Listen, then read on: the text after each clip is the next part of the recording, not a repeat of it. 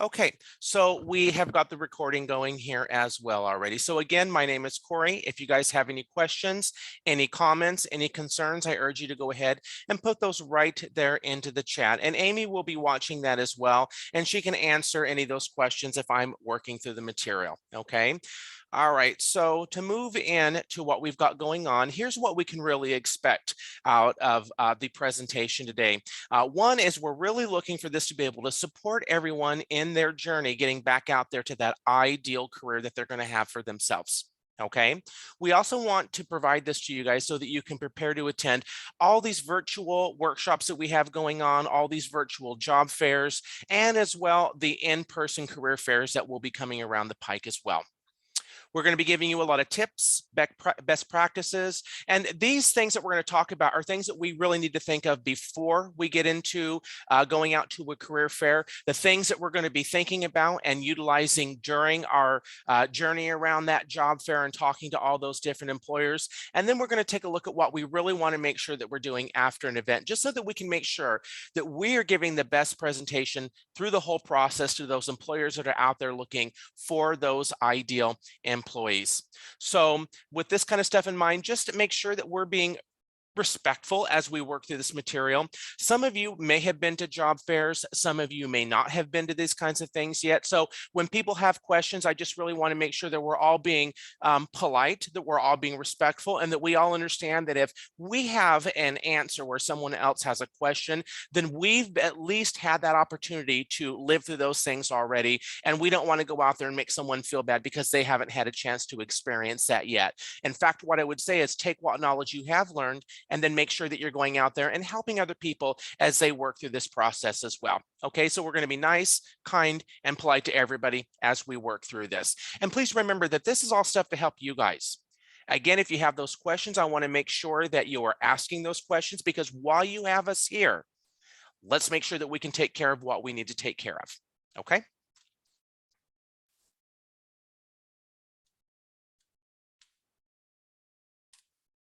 All right, so in the chat box, if you guys don't mind, who here has attended a job fair before? If you have, just go ahead and respond so in that chat box. And I'd like to at least open this up for a little bit of information from you. Were the job fairs that you guys attended, were they in person, or were these some virtual job fairs that you have attended? So those that have, were they virtual or were they in person? So I see Elizabeth and Bridget are saying that they attended those in person. So I know it's asking a lot of you guys to try to type some responses in there, but maybe you can type to me on how you felt about that experience. What really worked well for you? And what do you think that you could change as you move into another one of these job fairs? Okay, I'm not going to go read through all these. These will be things as we're recording this today, folks will be able to come back and see this material as we're presenting it. So they'll be able to kind of see what's going on. But tell me a little bit about your experience in the chat box. What did you really think was great about that experience? And what things might you look at changing, or what kinds of changes would you like to see with any of those job fairs that you would have in the future, whether those are in person or those are virtual? Okay. Another thing that we think about here is plans. Now, I know that sometimes we find out about these job fairs at the last moment. Okay. And it's really hard to plan for those things, but we're going to talk about some things that we can do for those employers that we can plan for. And then what do we do in those situations where we may not necessarily have that time to create the plan that we would really want for ourselves? Okay. And then what was the outcome? Okay. Did you guys find some employers in there that you were really interested in? How did that process look? Were you able to obtain work from these types of job fairs? Okay, now I think I am going to switch this up and I am going to go read a little bit about what we have, because I think that it's kind of important to hear that. So Gabriel says here that he navigated around to as many booths that interested him, looking to make connections, following up, selling yourself and your skills, and then thinking about how you can be an asset to that employer. So that's a really nice description there, Gabriel. Thank you very much for sharing that, because I think that that's a pretty powerful statement that you said there. Okay, and then Bridget says sometimes they are, just a moment here, it's a little harder for me too. move around this. Sometimes they're very generalized, whereas I'm looking for a more specific career. It is a great networking opportunity though. And Bridget, I think that's another really powerful statement there. You're right. There are some areas of where you're going to be wanting to get into something more specific. And then sometimes you get into these and it's going to be a little bit more generalized. When Bridget's talking about these networking opportunities, this is not just a networking opportunity between you and an employer.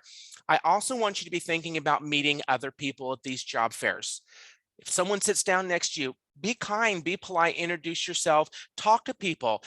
You can really figure out that maybe there's some information that they may have as another job seeker that could help you in what you're trying to do. And then if you have information that you can go out there and share with someone else, please don't keep that to yourself. Share that information with other people so that they can take advantage of the knowledge that you have as well. So thank you, Bridget, for that. So Elizabeth says that they were not really very helpful. No on-the-spot hiring, which is what I was looking for. So just to kind of keep things in mind here, Elizabeth, sometimes employers have a few other things that they may have to take care of that can't necessarily be done right there on the spot. So sometimes we've heard about job fairs of where that's been something that has happened, of where someone has got that job right away. And then other times we hear where it may take a little bit longer for those types of things to happen. So that's really good things to be thinking about there as well. And then Christina says, being able to interact with future employers to get a handle and feel on what the company will be like. Christina, I can't agree with you anymore. I would probably say that anytime we're going out to meet an employer to do an interview or just a networking event like we would take a look at here at a career fair, we want to make sure that we're taking a look at that company and deciding whether that company, their culture, their environment is going to work for us, just as much as that company is trying to figure out if we have that culture that will work well for them. So it is a two-way street. I don't want any of you guys going out there and thinking it's just someone out here trying to figure out if you're the right person. We really have to consider that it's a two-way street. We want to know that we're going to be good with each other. Okay. All right. So those are some great comments there, you guys. I really appreciate you throwing those into the chat. Okay.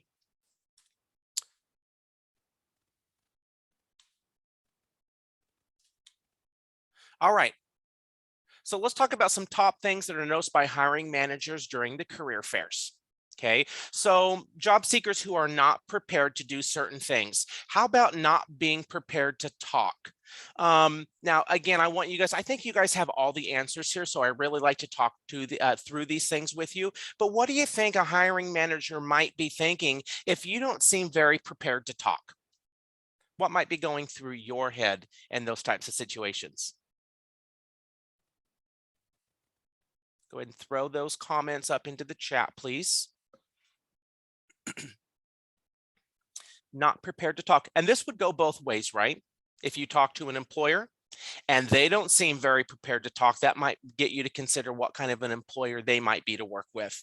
So what may they think about with you guys if you aren't ready to have a conversation when you're walking through the job fair?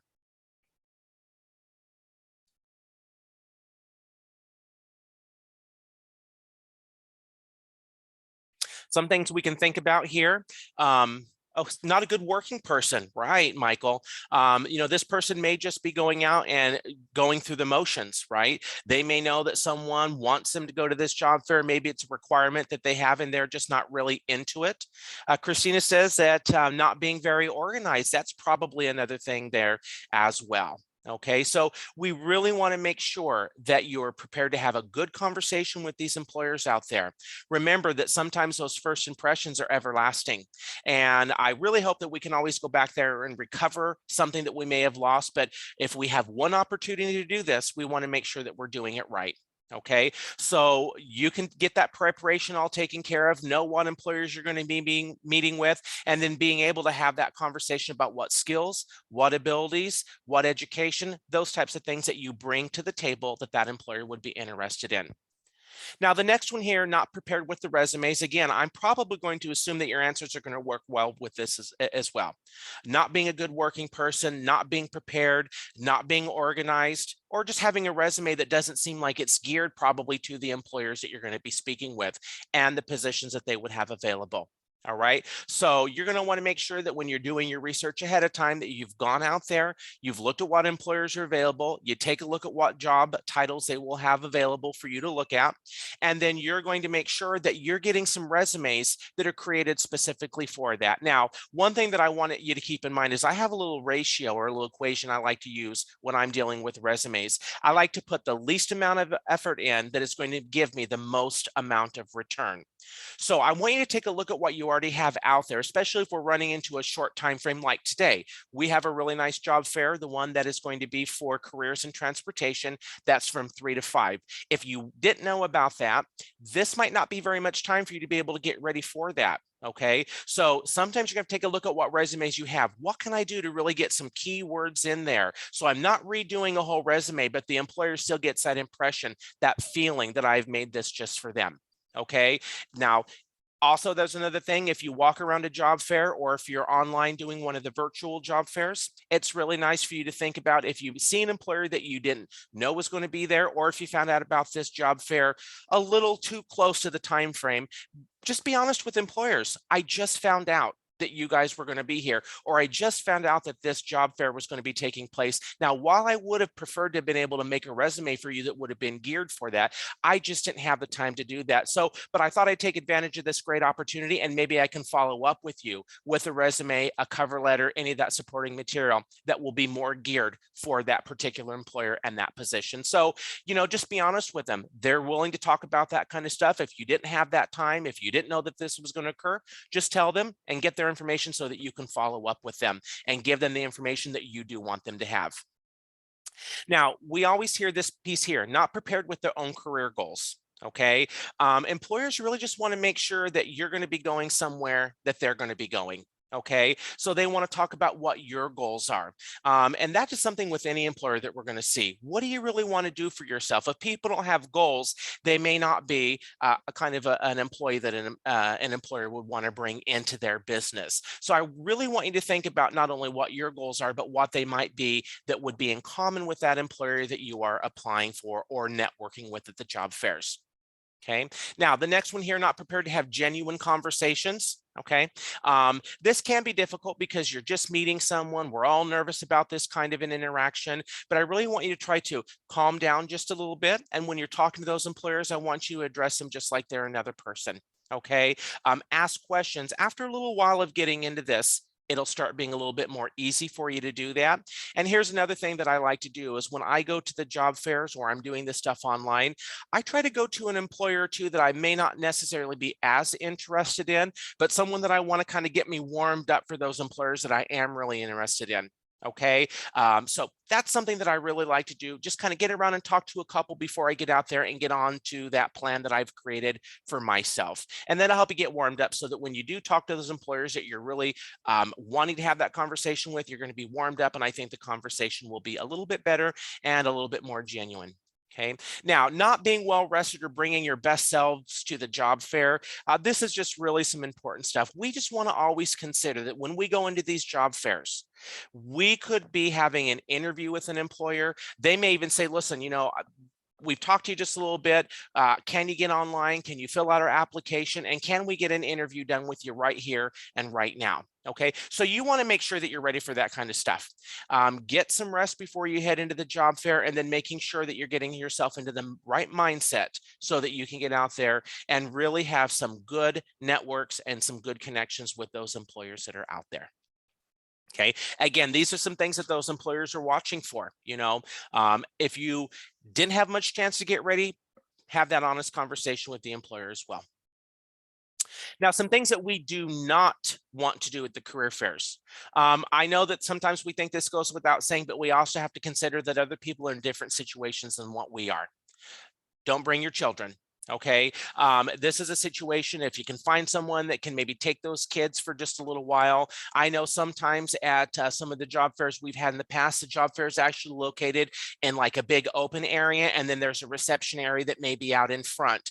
Take someone else with you that can keep your kids out there in that reception area if they're unable to take your children somewhere else. But children just don't understand what's going on with these things. There's a lot of activity going on. It can set them out of their comfort zone. zone, and that's not going to work well for you. So let's make sure that we find something going on that we can let those kids go with a family member, a friend, something like that, and then we can focus our attention on getting around there and talking to employers, and what our kids are doing or where they may be is not something that is floating around in the top of our mind. Now, being underdressed or not concerning yourself with your appearance, I think that this is a very important thing to be taking into consideration. One thing I want you to do is, if you are running into that situation of not necessarily having all of the interviewing clothes or things like that that you need, let's reach out ahead of time to some of these agencies like Dress for Success, Men on the Move, your Goodwills and things like that are all locations which can provide you with nice professional clothing for these types of things. And also check ahead with anyone that is coordinating these events. Sometimes they will have little clothing closets right there at the job fair that you might be able to take advantage of. But we want to make sure that we're not underdressed, and we want to make sure that those folks that we're talking to really feel that we've taken that extra step to be ready and wow them with our appearance. Okay. Now, regarding this underdressed piece, what we really like to say is, if we're going into an interview and meeting an employer, which is what this is going to be, we want to dress one step up above of what you would see out there in that particular employment. So I've just got a button-down shirt right now. If I was going to a job fair, I would probably want to put a tie on and maybe even a jacket, just so that I'm going one step up above of what we would see in that particular career or field. Those that seem unengaged in a serious job search, okay? What are some things that you guys think might show an employer that you might not be engaged in a serious job search? What are some of those cues, those physical cues that we would give off to somebody that would make them feel like we just aren't here for a serious job search? What do you think those are? If you don't mind, let's throw those into that chat box so that we can see what your ideas are. Okay, remember, we're here to wow those employers. Okay, so again, what kind of things would we see or could we be doing that would tell them that we aren't engaged in that serious job search? Body language, Bridget, unprofessional clothing, unkept appearance, lack of eye contact. There's what I'm getting at, right? That lack of eye contact, casual language, and maybe using something out that you would be more akin to out on the street with your friends. Donna says body hygiene. Absolutely. Cindy says looking sloppy. Remember, we're here to make an impression, and that's a good impression. Okay, and so we're going to want to make sure that we're stepping up to the plate there and getting ourselves where we need to be. Some other things to keep in mind, going off of Bridget's comments about lack of eye contact, let's not forget that there's lots of things in the job fair that can distract you. And so we're going to want to make sure that we're doing our best to keep that good, focused eye contact so that that person feels like we're there just for them. If we're looking around at other people walking around the job fair, if we're fiddling around with things that they have on the table, like the little knickknacks, that's not a serious job search. And that's really disrespectful for the person that's trying to have a conversation with you. Okay, and Michael's right as well, not paying attention, being all over the place. So those are some great ideas there. Now, whining or talking negatively about things, let's just keep in mind, there's a little graph. Sometime I'm going to create it because it exists out there. If it doesn't, I'm going to do it myself. But we really think about what we look like or where we are when we first start our time with an employer. When we're really in the beginning of this, we watch what we say, we watch how we behave, we try extra hard to make sure that we're making a good impression on an employer. Once we get about 6 months down the pike here, it's going to be a situation that we start to let that guard down. We may talk to people in a way that we didn't talk to them before. We might start showing up a little late to work and those types of things. And we kind of see this little degradation in where we were to where we're going. Okay, if you come out of the gates whining, talking bad, not paying attention, those types of things, an employer gets really scared about what you're going to look 6 months down the line. Okay, so we want to make sure that we don't go out there and talk negatively about a previous employer, that we're not whining about things like going out and doing an application and things like that. Okay, now Donna says don't talk negatively about your previous employer. Sometimes that can be hard for you if it was a really negative situation that you're in. But the thing I like to always go to is, while I don't necessarily agree with the way that they handle things, I have to respect their decision on stuff. So that's a way for me to take that into a positive place and let them know that I'm not going to say anything negative. I respect their decision or respect their ideas on these particular things. All right, so let's make sure that we aren't scaring them about what we're going to look like 6 months down the line, and we're going to keep a really good impression for everyone that we meet. Now, sending other people to meet employers for you, I know you guys may say to yourselves, who in the world would do something like that? Well, just so you know, I've been at a lot of the job fairs in the past, and who do you think people will send to a job fair to represent them? Who do you think those people might be? Throw your answers there in the chat if you don't mind. Who might people send to a job fair to represent them? I wish I had prizes I can give out if someone gets this the first time around. Who knows? Maybe I'll meet you at the job fair and give you something. I don't know. A spouse. Now there's one that we would hear. Mother. I tell you, in the job fairs that I've done in the past, there's where I've ran into an issue of where mom might come in and be trying to do some networking for her children. There's even been situations of where mom has came in and been dragging the children behind her, being like, pushing them up front, go up and talk to them, go up and talk to them. That just doesn't look so well. Okay, so we're going to want to make sure. I don't think that we would ever run into any of this with anybody that we have on the line right now, but we just want to make sure that it's just you going to the job fair. Now, do we sometimes want to go with someone? Of course we do.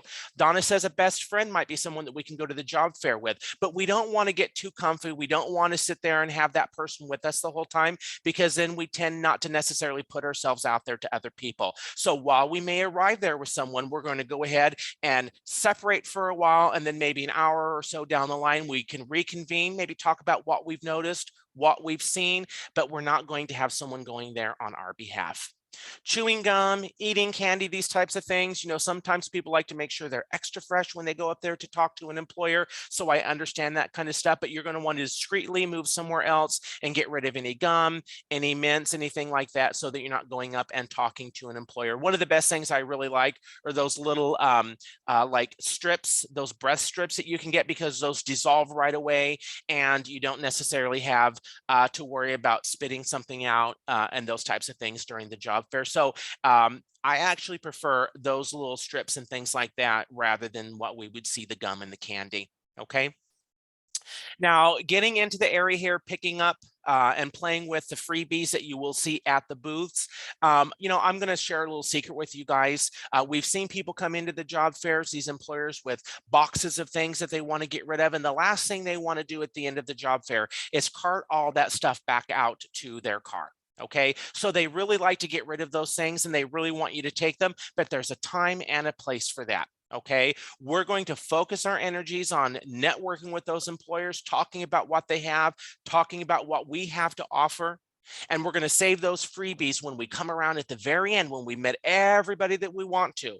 We can come around at the end and we can thank that employer again for the time that they took with us. And then we ask for permission. Do you mind if I take these little note cards that look like they're for people to pick up and take? Do you mind if I take a pen? Do you also have a business card or anything like that? So it's a great thing. They do want you to take that kind of stuff. If you've got kids, they like that kind of thing as well. But we want to make sure that we're letting them know why we're really there at the job fair and we're not really focusing on those freebies. We can pick them up after we've got the permission and we've thanked them for their time.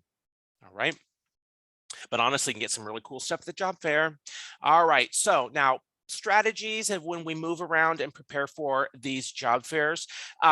We want to make a plan, if at all possible, before we get to the event. Okay, so generally, to give you a little example of what's going on here, if you get into your IowaWorks calendar, so you log into your IowaWorks account, you'll get into the calendar, you can pull any of those job fairs up. And once our business services team has an idea of what employers are going to be there, they will often put links right there into that calendar so that when you get in and see that event, you can click on a little list and see who those employers are going to be. And then that gives you the opportunity to go out there and plan before the event. What employers do you want to go out there and meet with? What positions do they have available? What would I be interested in? Okay, so that's what you really want to do before the event. You're going to create a plan because generally there's not enough time for you to get around and speak with all the employers that are going to be there at these events. Okay, if you think about how many job seekers may show up versus how many employers are going to be there, time is really a commodity at these type of events. So you're going to want to make sure that you're making the best use of your time and get out there and know what your plan is. Once you get through that plan and you've got your things taken care of, well, then we can go out and see what other employers might have opportunities for us. So review what employers you're going to see there, and you're going to choose, to begin with, just 3 to 5 employers that you would like to connect with. You're going to research their company, and that means going out and seeing if they have a website. One of the best things you can do is go out there and find things like, what do their mission statements say? What shifts do they have available? Okay, what other things might be of importance to you when you go out here and meet with these employers? Now, I like mission statements. Sometimes companies have mantras or those types of things, their creed that they will have for their business. So make sure that you either print those things off. You can also take some of those keywords that you'll see in that mission statement and add that stuff to your resume that you're going to give to that employer.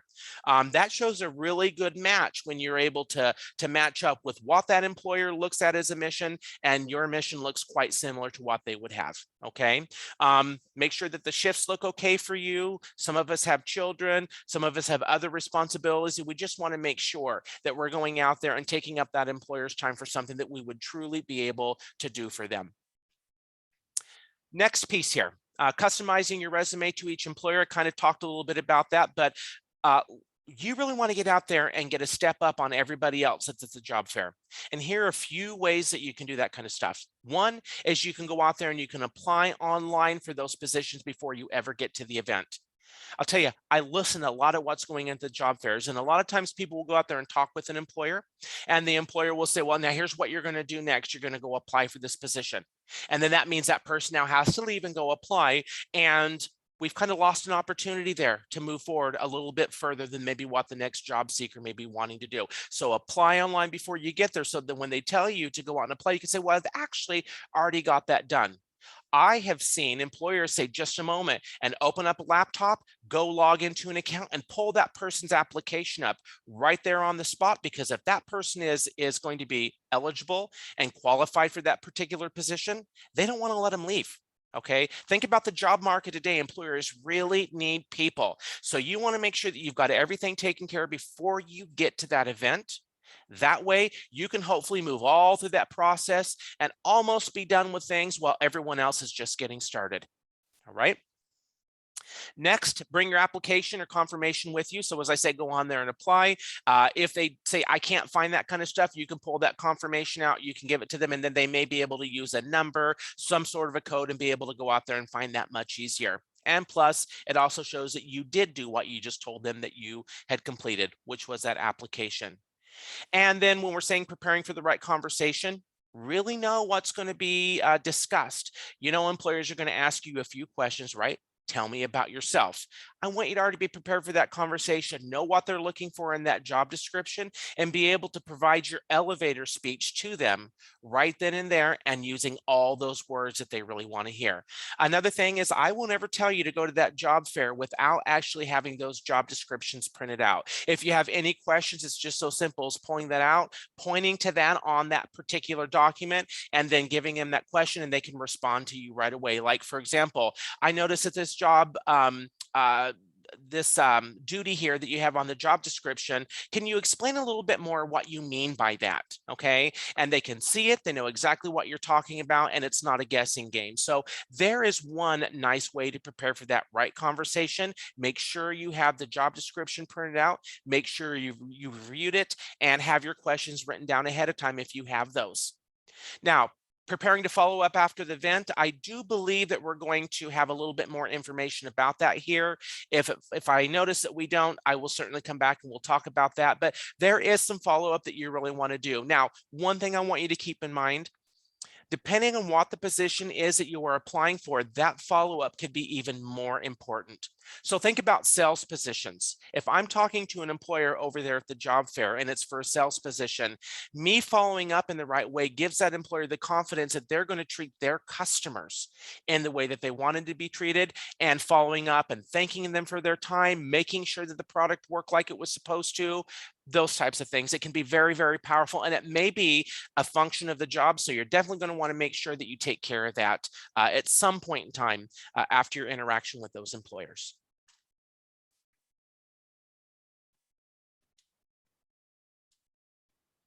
All right, so having a little closer look at here, preparing to meet with specific employers at the job fair. So here we're really going to want to make sure that we're reviewing those companies' websites. Okay, we're going to go out and check for those positions of interest before we ever get into the event. And we're going to make sure that we're customizing our resume, and you always use the job description to customize your resume. Okay, every employer is just a little bit different. Okay, it may be for a customer service position, but we always see that employers have a little bit of a hybrid in position. So you might be doing customer service. You might also need to go clean a table or something once in a while. And so it's really nice to make sure that you've read through that, because some of those little extra things may not be anything that you've ever had to do in that same kind of a position with another employer before. So it's very imperative. Make sure you're going through and using that job description, printing it off, and taking it with you into the job fair. Now, after you submit an online application, we want you to reach out to that employer. Okay, couple of things that you can think about here is, one, finding out what they're really looking for in a candidate. Now, be careful about that. I have heard from an employer, many employers before say, you know, one of those questions that we really kind of makes us squirm in our own seat is when people say, well, what do you look for in an ideal candidate? And they almost want to just hold up that job description and show you. It's like, we provided everything here for you. Why are you asking us a question about something that we always provided? So just be careful. I think it's a great question, but just be careful on the way that you're handling that. We're going to want to make sure we're adding something to it so that an employer just doesn't think, well, did you even read that job description in the first place? Okay. Next, here's determining what application materials they may need when you get there, so you can get your portfolio all together, have your cover letter, your resume, your references, your letters of recommendation, maybe even any awards or certificates, any of that stuff that you might need. Besides what I've just mentioned there regarding a cover letter, references, your resume, letters of recommendation, supporting materials, anything else that you guys can think that would be a good idea for you to take to that job fair should you need it. Any things that you can think about in addition to what I said that would be good to take to the job fair?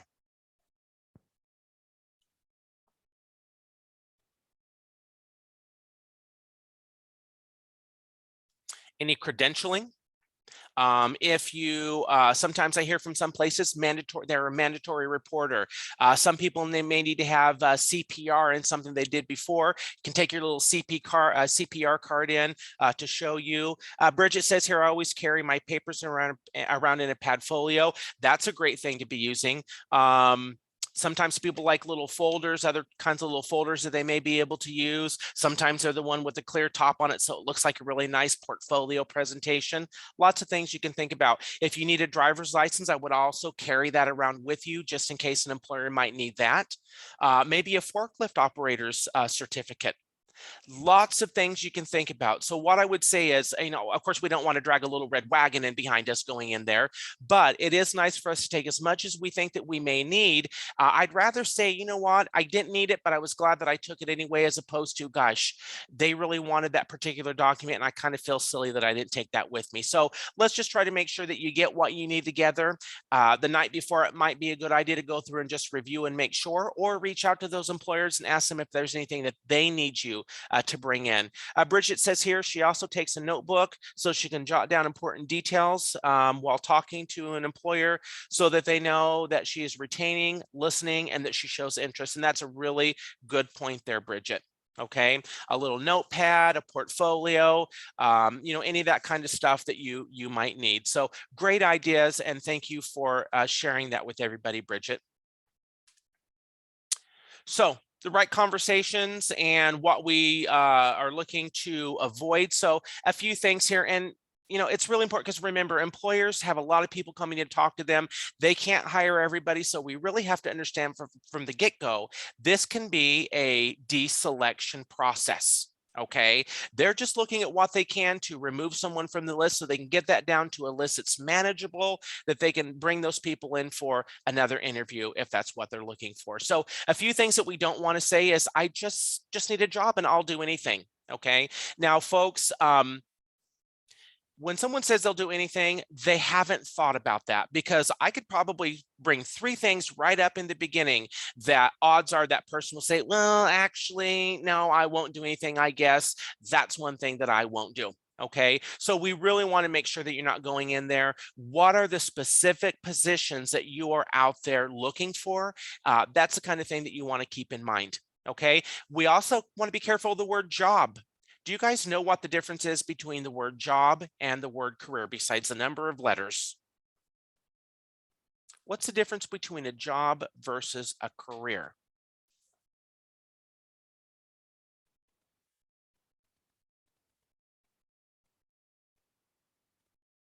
So I think it's Bridget here, but because the name's kind of moved on, but it looks like Bridget said here, career is a long-term, more of a long-term thing. And that's a correct answer there, Bridget. Thank you. It's more of something that we put thought into, that we prepare for, that we really think about how this is going to look in the long term for us. So that's an excellent answer. A job, as Michael says here, may be something that lasts just a few months, might be something you just because you need some money. Right. I think we've all been there before, where we go out and we do something because we need a little bit of money. All right. So again, that job may be something that we just go do short term, just trying to make sure that we're making ends meet. When we look at a career, there's a thought that goes into that. Okay. There's passion that's involved and things like that. So thank you, you two. Those are some really good responses to that, and they're right on par for what we're looking for. Now, the next piece here, what do you have available? Okay. We want to be very careful. Take a look at that job description. What do they have out there? What are the shifts that are available? Taking a look at their website, what other positions do they have? Now, unless this is an employer that you didn't have a chance to go out there and do that research on, in which case I just wouldn't say it like this. I might say, well, I didn't really have as much time as why I would have wanted to prepare for this job fair, so I didn't have a chance to really get in and look your company up and see what you had out there for jobs. But do you mind giving me just a little idea of what some of those opportunities are that you might have available? Just again, the precursors letting you know that while you would have wanted to prepare for that because you didn't have enough time or you just found out about the job fair, kind of puts that into a different context for them. And that's a little bit more reasonable. But just saying what do you have available is what those people say that are out there because mom and dad sent them in to go get a job. Okay, so be careful about that. Now, skills. I can do anything. Even Superman has his weaknesses, folks. Okay. And we want to make sure that you're not going out there letting someone know that you can do anything. In fact, we see that people that think like that often maybe subpart all those different things that they can do. I want you to know what you have available, and I want you to go out there and talk those skills and those abilities up. Okay. And when you go out there and look for employment opportunities and talk to these employers, you're listening for them to mention those types of skills, those types of abilities that you have in common, so that then you can be nodding your head and then have a really nice conversation about to what level you have those skills honed to, that type of a thing. Okay. The other thing that we don't want to say here is online applications. I hate online applications. I don't know that anyone really enjoys that kind of stuff. An employer understands that that is an unsavory piece of the puzzle here, but it's a necessary piece of the puzzle. All right. So what we're going to do is just say thank you when they offer us this information. When they tell us where we need to go and what we need to do, we nod our head yes, and we smile at them and we say thank you for that information. And in fact, you might even be able to go move somewhere else over in that job fair that's a little bit more quiet of a space, get that online application done quickly, and then be able to walk right back up to that employer and say, you know what, we've got another hour left here. I went on and I got that application done. What would be the next piece of this process for us? Again, while you have those employers there, it's important to be taking advantage of those opportunities. All right. Don't whine at the job fair. None of that.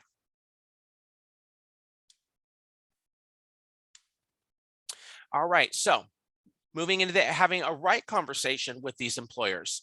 So one of the things that you do want to do here is you want to make sure that you're highlighting the things that you learned from your research and ask them to elaborate. So again, this is stuff that you've done earlier. You read through that job description. You went and took a look at who that company is, what kind of a presence they have in your communities, those types of things. And then you go to that employer and you say, I found this research out. Can you tell me a little bit more about that? Okay, that shows interest. That shows that you've went out and you've looked them up, you've made sure that things work for you, that it seems like a good fit, and now I'm trying to inquire more information because guess what? I'm even more interested now that I found out some more about you, and I want you to tell me a little bit more that makes me even more interested in being with your company. Okay, we're also going to go out there and ask questions about the company and specific job opens, kind of going back to that last slide we have. We're not going out there and saying, what do you have available? Actually, when you go up and talk to those employers, you can say, while doing research for your company, I noticed you had a customer service position open. It looks like it was a first and a second shift customer service position. Can you tell me a little bit more about that type of a position? What kind of customers do you see coming in? There's a lot of questions that you can think up about that, but you really want to make sure that you're letting them know that you've done the research and then letting them fill in those gaps that you were unable to find out, and then listen for their passion. Remember, these job fairs, just like an interview, are a two-way street. That employer or that recruiter should be getting you excited about these opportunities. Okay, so you getting them to talk about it gives you a good idea on what that working with that employer might look like. Do they sound excited about talking up their business, or do they sound like they're a little less than excited? All right. Now, highlighting your relevant work experience and skills from your resume, that's why it's really important to take all those documents in with you. You can hand one over to the employer and you keep one for yourself. Okay, I'm all about things being interactive. So while you are talking to them, you can hold that up and say, as you see right here, am I losing my picture, guys? Are we all still here? Am I still connected with you guys? Okay, thank you. I lost part of my screen here, so I apologize. I thought for a second we lost our connection. My apologies. Okay, so highlighting your relevant work experience, again, having that resume out and being able to say, well, I noticed you said you wanted 5 years experience in customer service. So if you take a look right here under my work history, when I was working with Iowa Workforce Development, Iowa Works, and then you can move in and start talking about where that 5 years experience is coming from, what you use to go out there and provide that kind of experience. All right. Now, the other thing here, exchanging contact information. Remember, sometimes this opportunity where we're meeting an employer may be one of the few opportunities that I actually get that moment where I can exchange a business card. It may be hard for me to go out later and say, call that employer and say, who was the person that was at your job fair representing you? They probably have a lot of job fairs that they're out there, and they may not be wanting to give information out after that. Okay, so when you're at those tables, if they have business cards out, ask if you can pick up one of those business cards.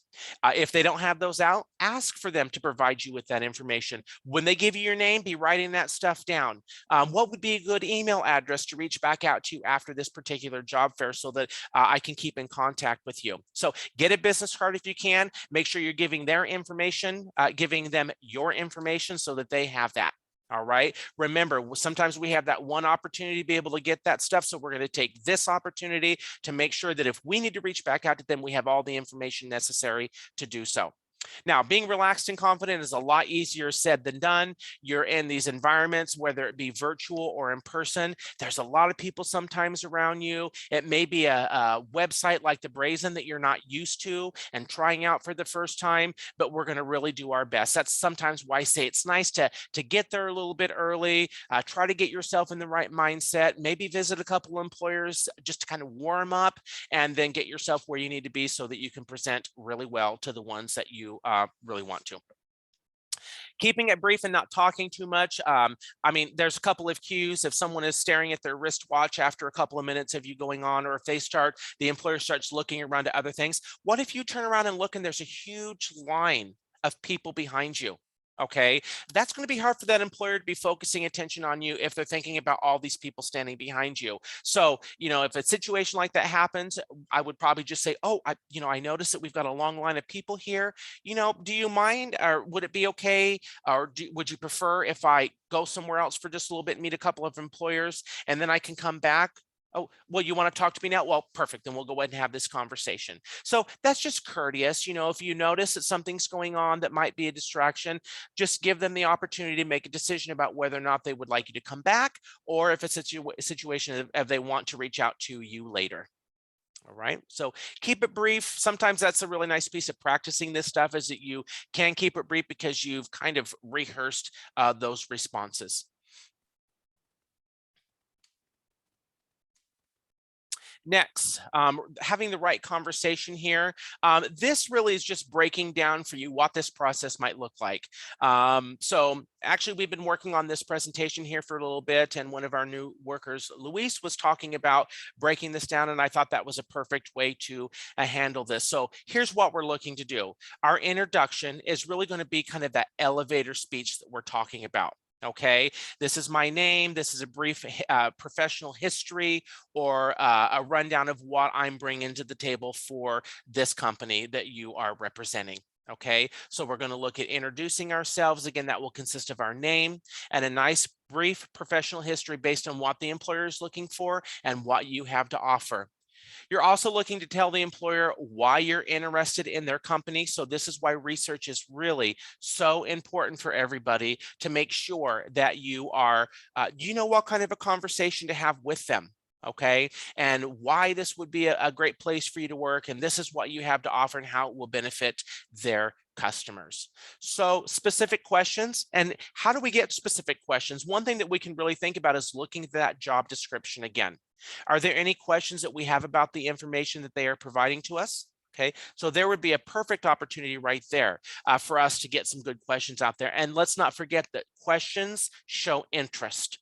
Okay, if we don't have anything to ask, then maybe we don't have all the interest that they may think from the get-go. All right, so an example here is, I noticed that you're hiring for a customer service position. I'm really interested in applying. So what can you tell me about this position that may be in addition to what we would see on the job description? Okay. So remember, you've got that job description. You might even want to be able to talk about or ask questions about specific duties or specific things that you see on that particular job description. We're going to make sure that we are sharing our key skills and the abilities that we really tell will make us a good candidate and a good fit for this position. And just so I can tell that we're all really listening, where do we go get that information about where we would find out what skills and abilities would make us a great candidate? Where could we go find that particular stuff? What do you guys think? Where do we go to find out what skills and abilities the employer is looking for that would make us a great candidate for that position? Their website, Donna, that's a perfect answer. Their website, right? And then there's a document that we may be able to find on their website. What would that be?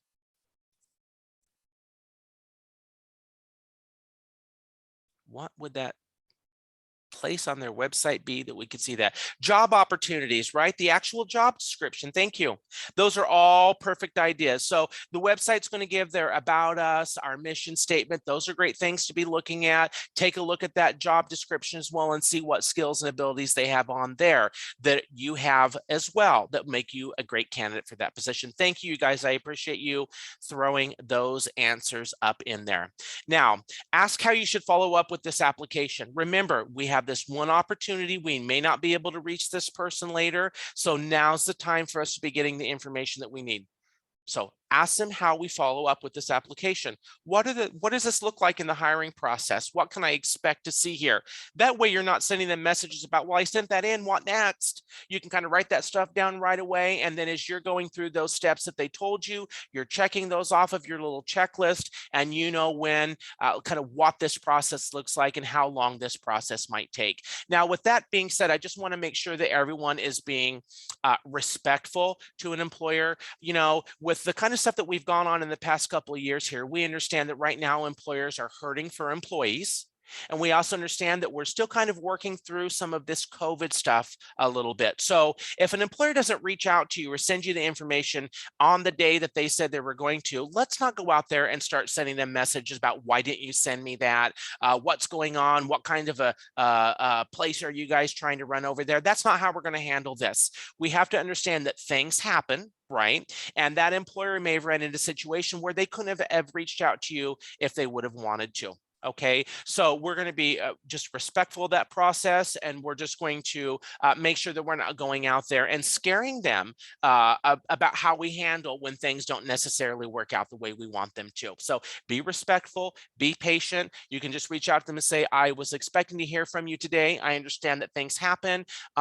So if you don't mind, is there, if you need any more information, please feel free to reach out to me. Otherwise, if this timetable has changed, just let me know, and I will change my plan according to what I need to. So those are a few things that you can think about there on having a good conversation with the employer. So getting out the questions that we really want to during the job fair, one thing that we really want to make sure that we're doing is we're staying positive. Okay, we don't want to scare them with a bad attitude. This is not the time here during this job fair to go out and speak and say bad things about previous employers or talk about a bad unemployment or an employment experience. Okay, we have unemployment out there to protect people when they need that kind of help, but it's nothing that we're going to use as a conversation piece. Okay, we're just really going to want to make sure that we're staying focused on the good questions that we want to ask these employers. So for example, here are a few questions that we can think about. Why do you want to work here? Or why do you work here? Okay, you're really listening. Does that employer sound excited? Are they throwing out some qualities here that would be in line with what you would like about working in a company like that? Next one here, what do you like about your position? So again, this is just kind of getting a good feel about what this company environment, what that the atmosphere could be with this company. The culture might be something that you're listening for here as well, just to get a good idea about would you fit well in this type of an environment, and would this be someplace that you would want to take yourself off of the market to stay here as a career choice for yourself. Okay, so what do you like about your position? Now, the next one here, does the organization support training and skills development?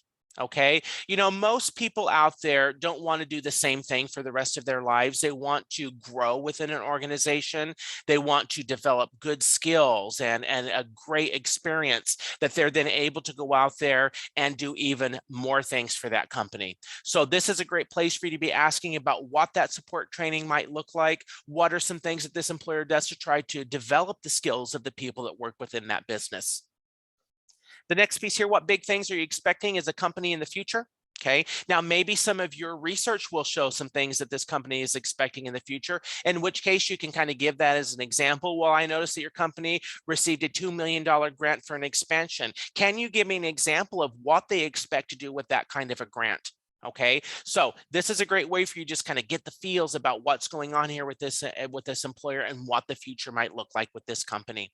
It also shows that you were well prepared and that you're interested because you went and did research. So a little double whammy there for you. And then what is the potential for career advancement? Now, I want you to be careful about this question. We don't go out and say, well, how did you get your career? Or how do I get a job like yours? Those are not the kinds of questions that you're going to want to ask that representative for the company. Okay, so what is this potential for career advancement? What does the pathway look like for this type of a position? And I hope you guys understand what I mean by pathway. So just a quick little description on that. Sometimes when we look at people in the healthcare industry, they may start out doing something like working as a CNA.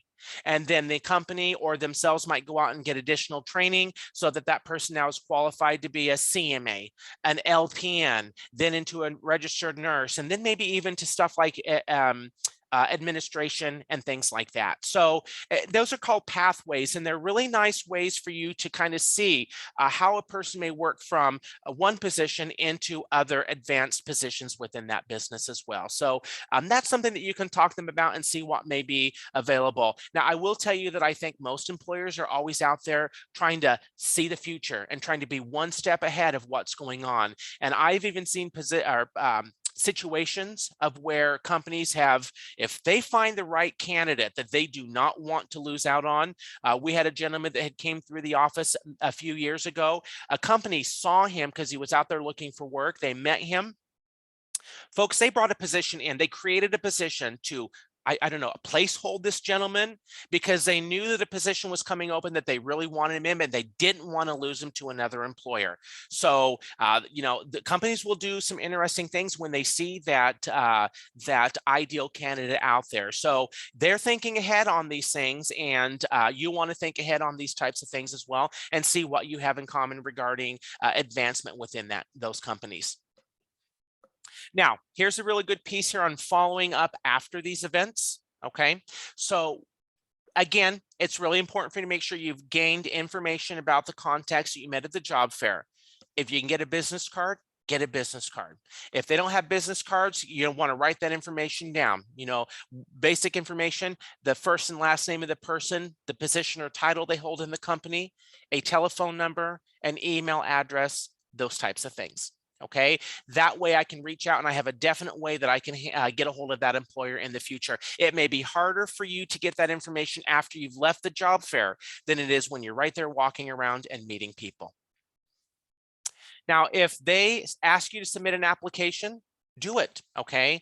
Again, sometimes it's really nice. I'm not quite sure. Well, with the one that we have from 3 to 5 today, if you have the ability and you've met with the employers that you want to meet with, you can go right out there quickly before the job fair is over, try to get that application in, and then come back in, talk to that employer and say, I got that done. What would the next piece be?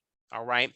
So that's when you're dealing with a little bit more of the virtual piece. If you're doing some in-person job fairs, generally they're going to be little places set aside where people can go and sit down that may be a little bit more private. Generally, you're going to see that wireless network will be available in these events so that you can get online. So if you take your laptop or your little device of whatever sort, it's going to be, get out there and fill that stuff out, and then be able to walk right up to that employer and say, I did exactly what you asked me for. What's next? Okay, and see if you can't just move one step closer to that finish line while everyone else is still there at the starting point. All right. Now, the next piece, sending thank you notes. You know, I can't say enough about this piece of it. I think, to be honest with you, that thank you notes, thank you cards are not used like what they used to be. And that's really kind of a sad thing. We have to keep in mind that these employers are taking time for you. Right? They could be speaking with someone else, and instead they're taking that time with you. When they bring you in, that gives you hope that something's going to happen here soon, and that's a great feeling to have. We want to thank them for that. Now, it doesn't matter if it's something written or if we send this an email to say a thank you. What we like to say is, how did you most commonly keep contact with this employer? That's the method in which we would like to do that. But let me tell you, I had a customer come into one of our job fair etiquettes just like this one and give me a piece of advice that I have used in all of our sessions since then. This person kept their thank you cards right out there in the glove box of their car when they were looking for work. When they met with an employer, when they had an awesome experience with someone, they scooted right on out to that car, grabbed that thank you card out of the glove box, and then wrote out a nice thank you note while things were fresh in their head. Okay, and walked right back in, were able to hand that thank you card to somebody. Now think what kind of an impression that makes to an employer. That's a pretty darn good impression. Okay, so stay ahead of the game. Do what this customer taught me, and you're going to keep those thank you notes, keep those thank you cards in your car or in your portfolio, so you can step off over in the corner, write down the little thank you, and then walk right back up and hand that to them in that sweet spot, right? That 24 to 40 hours that we have to follow up and make a good impression with that employer. Okay. Again, that was like some of the best advice. We added that stuff to our information because I thought that's something that I learned, and we want to make sure that other people can go out there and make that same great impression to those employers. All right, so a couple of things that we really, probably more than a couple, but some things that we really want to consider here on some quick tips. All right, the goal is not to visit every booth. Again, have your plan. Know who you want to go visit. Here's one issue that we run in sometimes with our job fairs. These things may be set from like 3 o'clock to 5 o'clock. Some employers may have to drive 2 or 3 hours to get back home, and they may leave a half an hour early. Unfortunately, sometimes we see them leaving even earlier than that. So if you are dilly-dallying around and not getting out and meeting with these employers that you've established as ideal contacts at this job fair, you might miss out on that. And what an awful feeling to go over there and that employer's gone. Now, folks, we really try our best to make sure that these employers stay at the job fair for the time that we have it set up, but we can't guarantee that stuff. Okay, so you definitely want to make sure that you get there in the beginning, that you get your stuff out of the way like you need to. And then if you need, you can go around and you can network and find some what we call hidden opportunities with some of the other employers that you hadn't really thought about networking with. Okay, so again, the goal is not to visit every booth. We want to plan. We're going to visit who we've established in that plan, and then we'll take the time that we have left over to get around and network even a little bit more. As I said earlier, if this booth has a line, we want to maybe move on. If there's a whole bunch of people in front of us, it's kind of like lunchtime rush at a restaurant. You want to kind of leave there if you can during that time that it's really busy. And then you're going to come back when that a little bit later when that line is kind of thinned out. And that employer can spend a little bit better time with you when they aren't concerned about all these people in a line before or after you. So, and that is a lot of wasted time if you're standing there in a line waiting for a half an hour to get up and talk to an employer. Okay, so you'll just get out there, you go meet with a couple of other employers and circle back around later and see if the situation looks a little bit better when you come back around to that employer.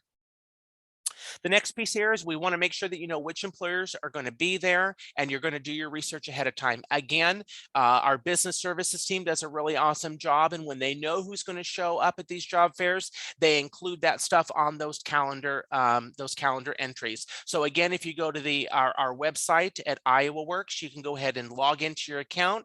There's the calendar right there on one of your widgets. Go ahead and look at all those events. You can find the job fair. I'll give an example, the one that we have today from 3 to 5. You can click on that particular entry. It's going to pull open a really nice list of all the other things the information that we have regarding that employer. And you'll probably see a little blue entry there that says list of employers. I think that's how they have it listed in there right now. You click on that list and boom, it's going to pull open that really nice list of who's there, which gives you that ability to create your plan ahead of time.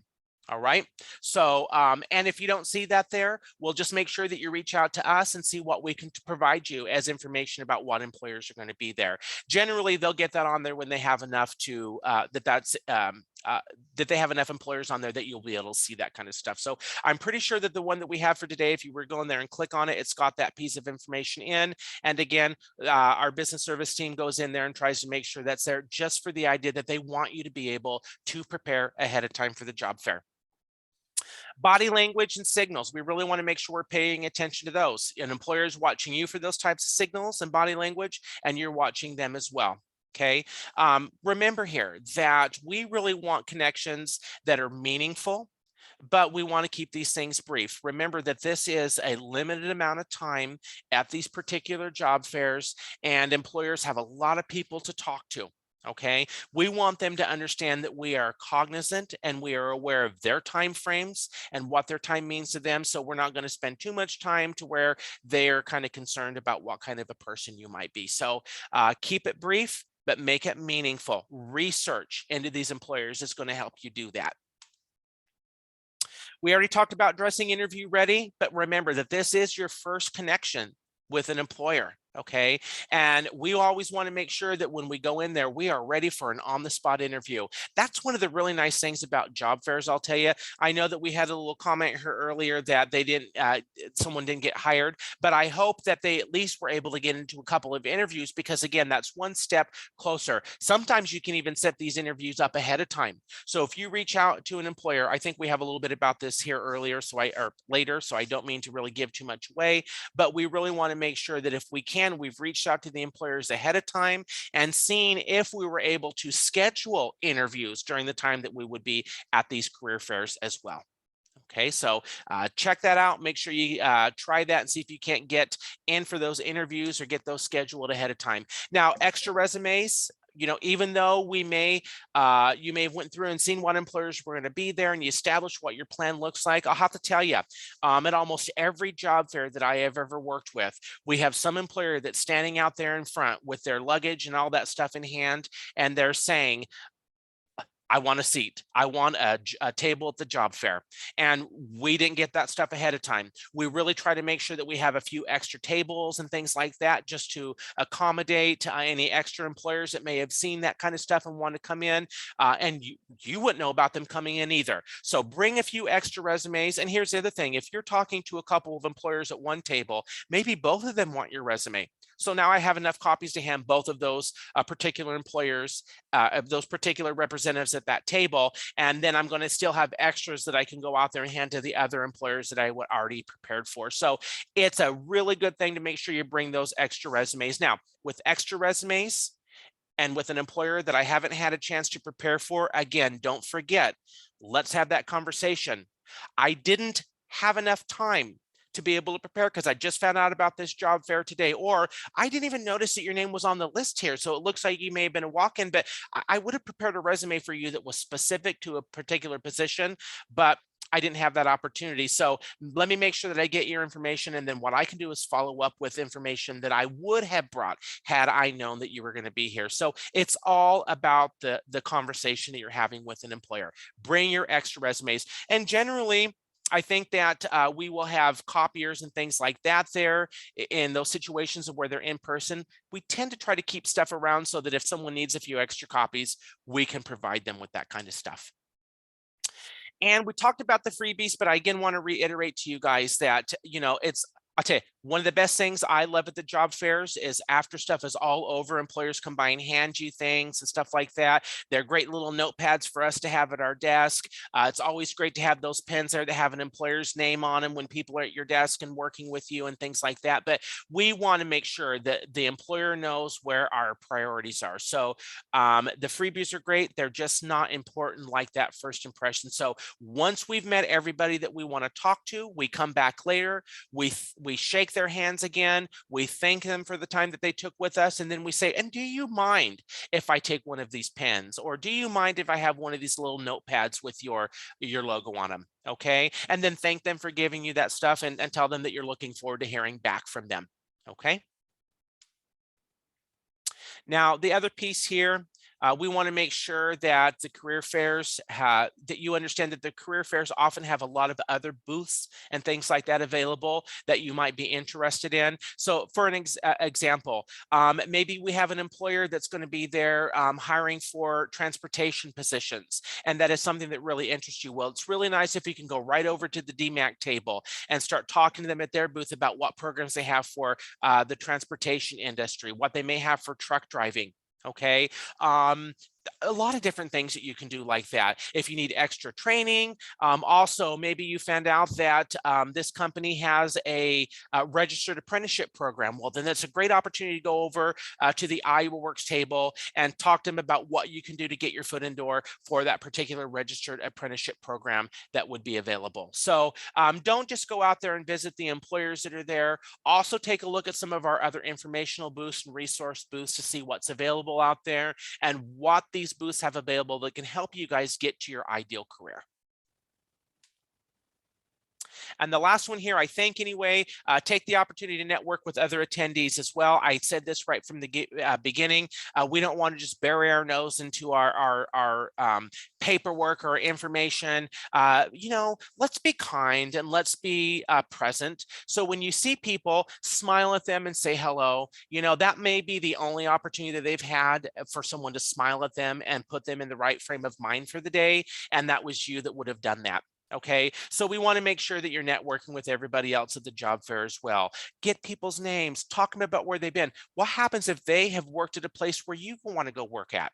What happens if they've also went through some of these steps that you're going to go through for a company that you want to work at that they have already gotten a little bit further than you? What a great way to get information from them that's really going to help you get to the goals that you set for yourself. So let's make sure that in addition to the employers, to the resource booths, those types of things, that you are talking to other job seekers that are there and making a couple of friends. It can be a really great opportunity that can really allow you some perspective about what may be going on for your particular goals. Now, with this next piece here, we want to make sure that we're making good use of our time. So we're going to make sure that we're being constructive with the time that we have off and in between our career, our jobs, whatever the case may be, and where you're at this particular time.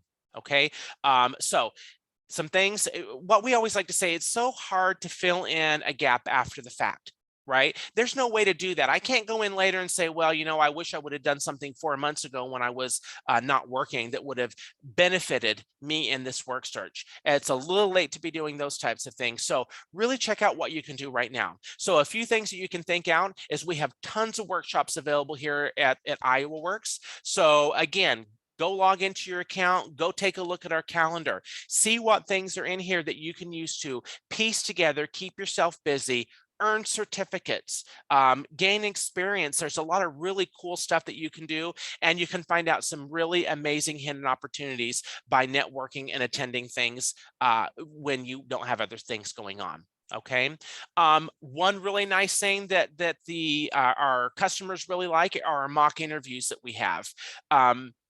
Interviewing can be really difficult for people, and before these job fairs, it might be a good thing for you to come in and just go through one of our mock interviews. Okay, we'll give you some really good feedback, some constructive criticism that will allow you to take what you are good at and move forward with that in a good professional way, and then take those areas that we can use a little bit of training, a little bit of improvement, and we can go ahead and change those things so they look different in the future.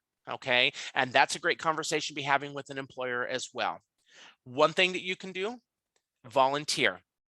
Now, especially if you're looking to get into a career of where you may see in the job description something like must be willing to give back to the community. Those are secret words for we want to see volunteer work on your resume somewhere. Okay, now a couple of things for you to think about regarding volunteering. There's a great website you can check out. It's called Volunteer Iowa. Lots of amazing opportunities on there. And I do believe that when we had someone come in from Volunteer Iowa a few years ago, the thing that she had said to us is, I volunteered for many years with Volunteer Iowa until a position came open. I tried for it and I got it. And so she was able to take what she really loved doing and now step it in, put it into a place where she was earning money doing what she loved to do. And let me tell you, we could feel that she loved to do it, because when she came and talked to us, you could just feel that happiness, the gratitude that she had of being in that kind of a position, and the reward that she felt from doing the kinds of things that she did. So make sure that you check out those volunteer opportunities. They can often turn into some really nice regular employment for you. Okay, so Volunteer Iowa is one opportunity for you. You can also check out AmeriCorps. AmeriCorps is another amazing place for you to be able to provide some really good volunteer work. And also, I think you can earn stipends for AmeriCorps. In fact, when we had done a little work with AmeriCorps in the past, we had a few of the participants there with that really love to do that, because they could take that stipend and they can send it off to their grandkids or their kids and let them use that for schooling and things like that. So that's a win-win situation there as well. And these are great things that you can add to your resume and go out there and fill in those gaps that an employer might have looked at and wondered, what were you doing during these 4 months that you didn't have employment? Well, what was I doing? I was volunteering, and that's just as good as employment. The next piece, considering other types of opportunities such as registered apprenticeship, and I kind of talked to you about this. This is not what we would consider your traditional apprenticeships, but there's so many opportunities in here for registered apprenticeship for you to be able to go out there, learn how to do a particular career, and be able to get some pay coming in while you're doing that. It's an amazing opportunity. You can check that out at Earn and Learn Iowa. Okay, so go out there and check out Earn and Learn Iowa, and you can check out those registered apprenticeship opportunities that would be available there. And those might be just what you need to be able to get what experience and skill you need to get to improve your resume and be able to wow those employers and let them give you a chance and an opportunity. And then other things, work experience program. I just want to let you know that any of the skills and any of the experience that you have when you're going out there and working under an employer, whether it's volunteer, work experience, those are all things that you add to your resume, and then they act to make you more employable for any other employment that you would want to go to that would be in that same type of a field. Okay. And then another area here that we really want to talk about is grow with Google. Okay. And this is a really amazing opportunity for people to be able to get some really good skills that they can then take out there and be more marketable. So we want to make sure you check out that Grow with Google. Make sure you check out the registered apprenticeship, those work experience programs, fill in those gaps with volunteerism, those types of things. Now, local networking events, these are things just to keep you busy, and networking is really one of your best tools that you're going to have at your disposal. Okay, amazing things that you can do by networking. People can call you up and let you know that they've heard about an opportunity that would be good for you. And when you hear about those opportunities that would be good for someone else, you reach out to them and you let them know about those things as well. Networking is a two-way street. In fact, your network won't work so well if you only call people when you need something. Okay, they will eventually, those networks are going to dry up for you and people stop answering their phones and things like that if you only call when you need something. So with your networks, I ask you to really get out there and nurture your network. Make sure that you're calling people or reaching out to them once in a while to say, I hope things are going well for you. Is there anything I can do to help you out? Okay, so just kind of keep that stuff in mind. We really want to make sure that we are getting out there, networking, and then helping people where they may need it as well. Now, another thing to think about here is starting your own business, which, I think that is an American dream, and let's just be honest about that. That's one of the biggest things I hear when we talk about people living their dream. They think about their own business. Okay, sometimes me starting my own business may be something I do on the side, my little side hustle that I have going on until that becomes a product or a business that will survive on its own. Don't forget that you can always go out there and check out the Small Business Administration. So check with your local community colleges because I think they generally will have a representative there.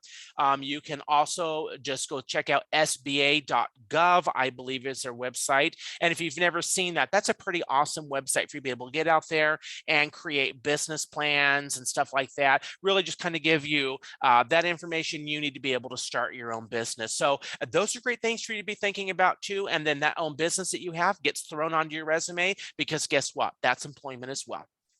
That's a great way to fill in that gap too. All right, now, so the virtual career fairs, before the events on these virtual career fairs, we're going to make sure that we're trying to log in if we can before the event begins, making sure that we're resolving any tech issues that we may have. I'll just tell you as an example today, that's why I always like to go in and try to get into these things ahead of time is because generally if something can go wrong, Murphy's Law suggests that it will. Okay, so we're going to make sure that we're getting in there ahead of time and resolving any of these issues before we have that job fair. You're going to make sure that you get in and complete all your profiles and get your resume and that information updated if possible to those websites so they're available to you and you know they are there and ready when you are ready to use them.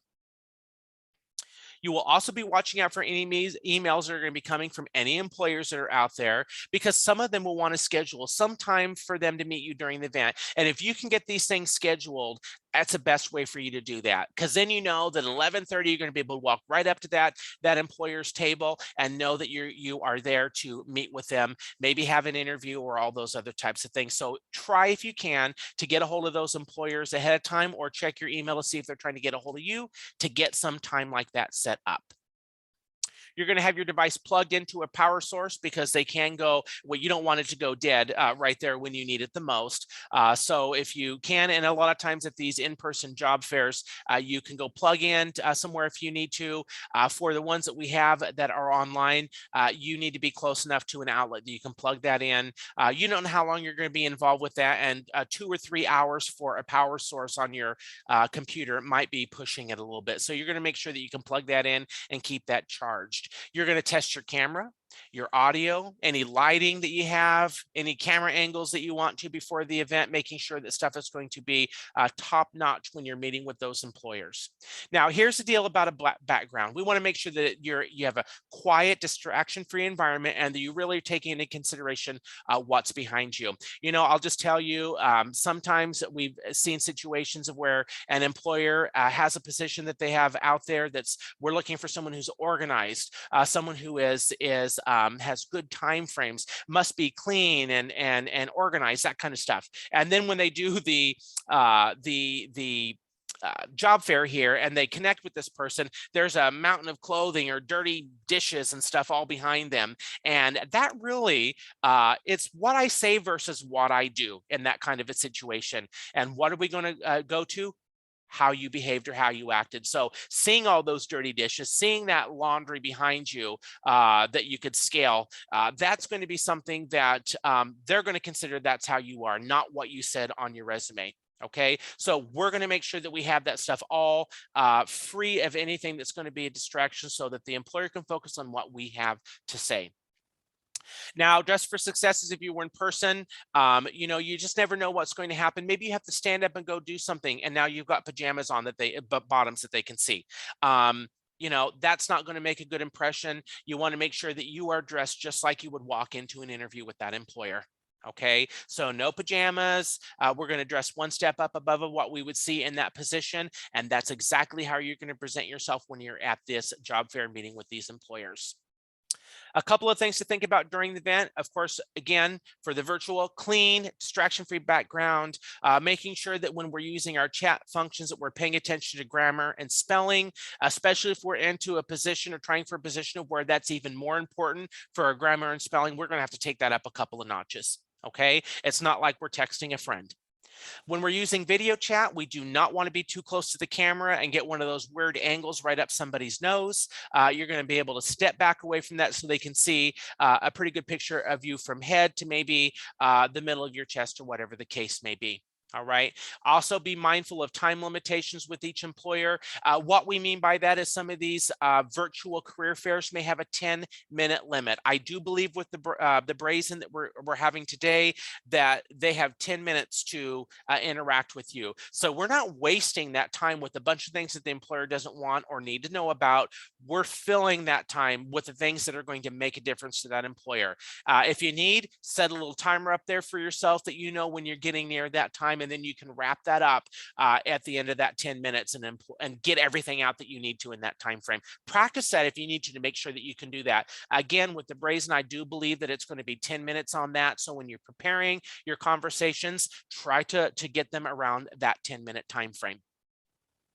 Now, after the event, you're going to complete any applications or any next steps from employers. Again, preparing is really the best thing. If we see that we want to talk with this particular employer, let's go get that application done ahead of time if we can. That way we're one step ahead above the other people that are trying for those positions as well. And then we're going to follow up with those employers and thank them for their time. Now with these virtual ones, we can't walk right in with a thank you card, but we certainly would be able to get an email or something like that. And then I would probably prepare that thank you note right after that particular job fair, so stuff is fresh in your mind and you're getting that out within that 24 to 48 hours sweet spot that we were talking about.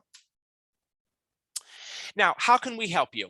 Okay, we've mentioned a few things already that we might be able to help you guys. Let's get into a little bit more of that. Now, again, getting out there and attending our workshops, we have resume labs that can help you. So if you visit your local offices, for example, here in the Des Moines office, we will be having our next one tomorrow, Wednesday, from 1 to 4.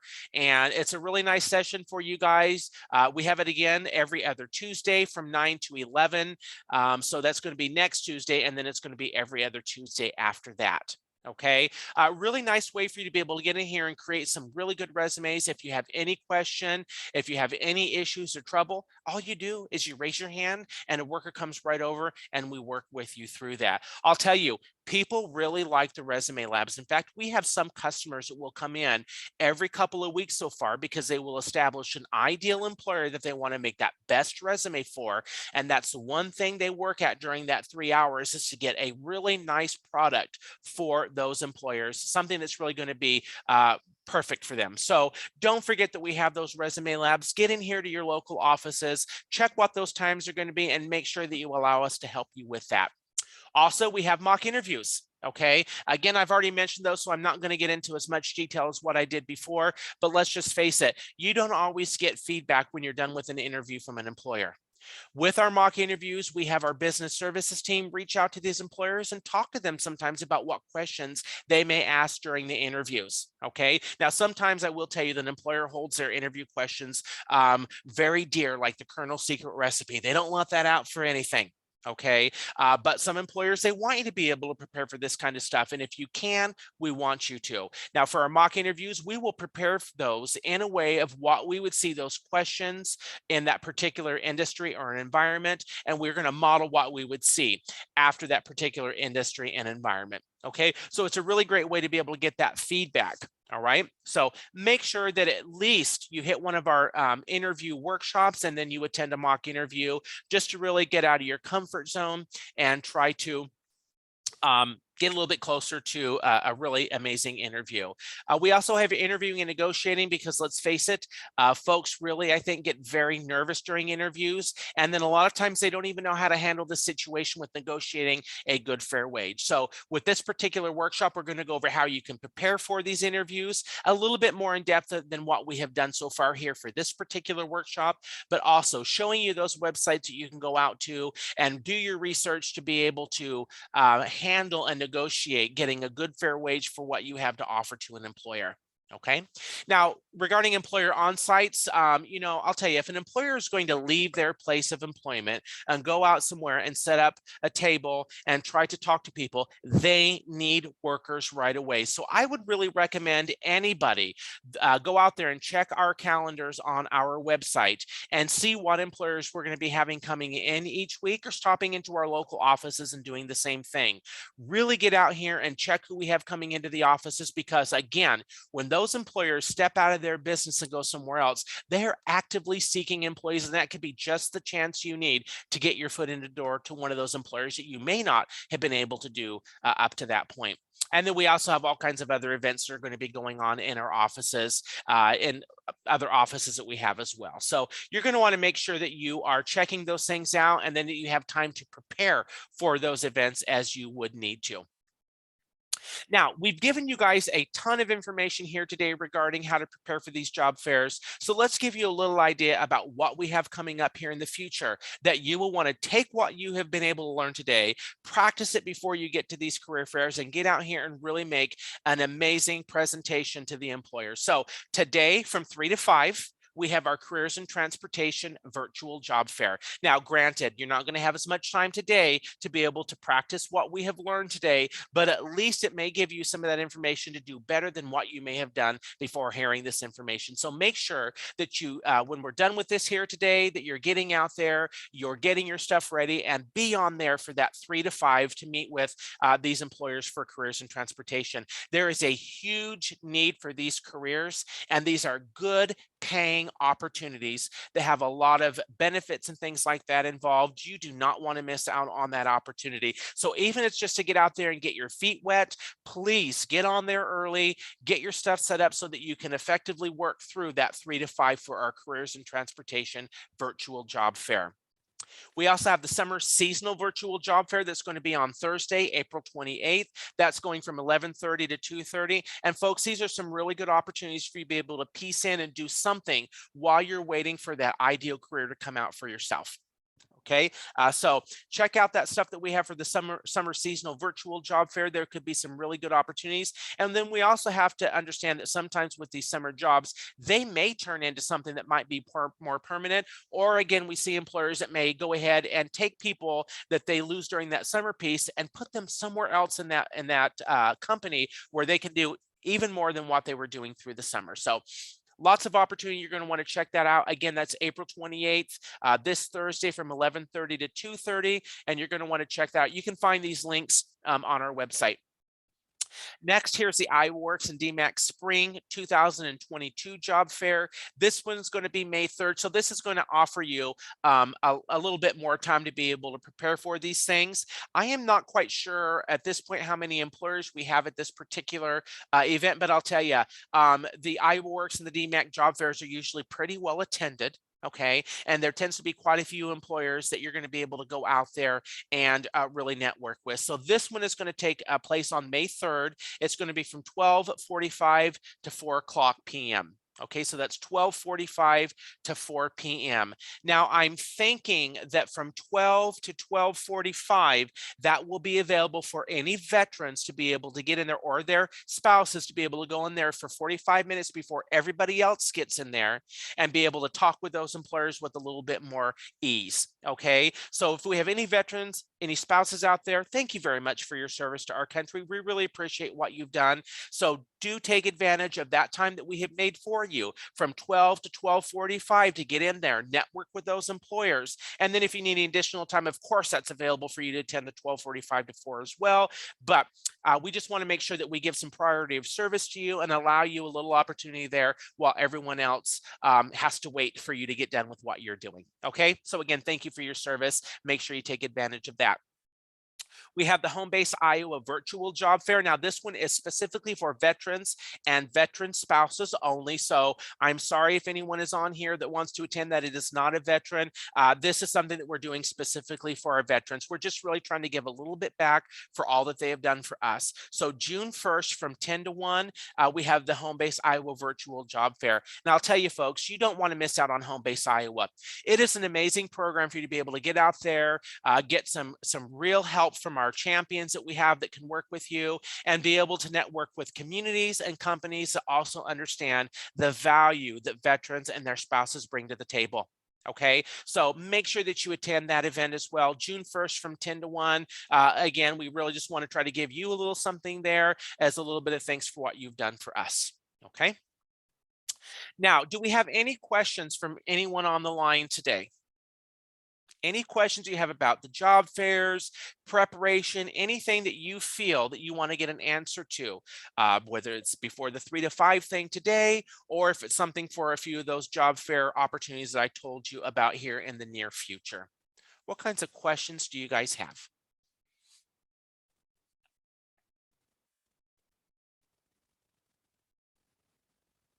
While I'm waiting for those questions, make sure you're thinking about your next steps, folks. Want to make sure that you get out and you register for any of those career fairs. Remember, we really want you to get this stuff done early. Okay, the early bird gets the worm. So get out there, get yourself taken care of to register for these workshops, get your research done about the employers, get your resumes done, get that stuff uploaded where you need to. Okay, and if you need, you can prepare for this stuff by registering for our workshops and our resume labs and that type of stuff. Okay.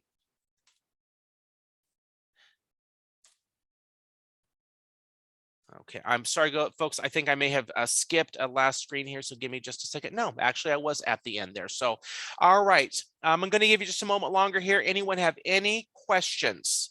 If you just go ahead and say no in there, I can also just move along and give you a half an hour here to prepare for your job fair that that you might attend here from 3 to 5 today.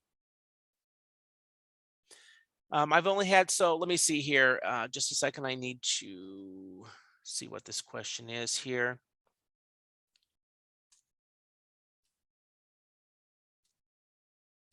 Sorry, folks, my computer is again not behaving very well.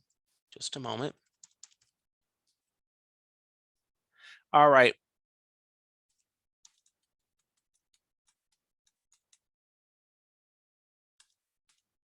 Just a moment. Sorry, guys. All right, so regarding the questions that we would have here, I've only had one job and it closed due to COVID. Not sure what jobs fit me. Any tips? Well, Michael, I would really say you have a few moments here. If we're talking about the 3 to 5, you still have a little time to be able to go in, log into that Brazen account, get your information in there, look and see what employers are on there. Maybe you'll be surprised and there'll be an employer or two on there that you've already went out and looked information up, and in which case you might have an idea of what jobs could fit you out there. I am sorry, but I don't actually have a list of those employers right here in front of me. I actually had to move rooms very quickly here before this started because I could not get the room to get a network that we needed for this particular presentation. And so I don't have that stuff in here with me. So you really want to get out there and you're going to want to check that Brazen link and see who is in there. We might even have someone on board like Mike or anybody else who might be able to give us a little bit of information about those employers that they could see there. Okay. And what a terrible reason for that to close down, to COVID. I mean, boy, that sure changed a lot of stuff for us, didn't it? But things will look up for you here pretty soon. All right, so make sure you get out, check that Brazen account and see what employers are on there. And, you know, even though you might not have anything established for yourself today, it still would be a good opportunity for you to get your feet wet, kind of get the feel of how this Brazen account works, or these virtual job fairs will be working. And then that way, when you go in on the next one, you have even more confidence and you know how that's going to work. So I just say take a chance and get out there and take a look and see what's available. Bridget said that she's all set. Elizabeth doesn't have any questions. Donna doesn't have any questions. Okay, so that to me looks like we have hit everything that we need to, and I didn't see any additional questions on there. So I think that we're at a really good place. And honestly, folks, I would like to give you a little bit of time to get online, make sure that your stuff is going to be working so that you can get a better response out of this particular job fair for the careers in transportation. All right. So with that being said, you guys, I want to thank you all very much for taking the time to attend this workshop today. We did go ahead and record this because we have a few people that were not able to attend, but really just want to be able to watch this at their leisure and be able to be prepared for those job fairs. So if it turns out that you need to come back in and take a look at this again, you can reach right out to us and we can provide you with those links. But with that being said, I just really want to tell everyone good luck with your goals. I wish you the best at the job fairs. And if you need anything up to that point, do not forget that we are here for you at IowaWorks. Have a great day today.